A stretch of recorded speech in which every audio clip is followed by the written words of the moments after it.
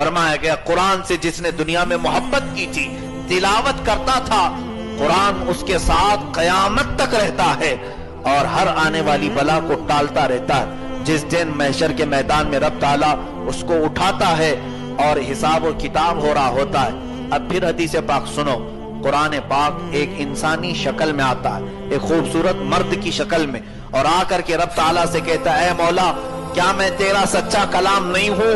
अल्लाह फरमाता है, यकीनन तू मेरा सच्चा कलाम। रब ताला से कुरान अर्ज करता है, ऐ रब्बल आलमीन क्या मेरी सिफारिश तेरी बारगाह में कबूल नहीं?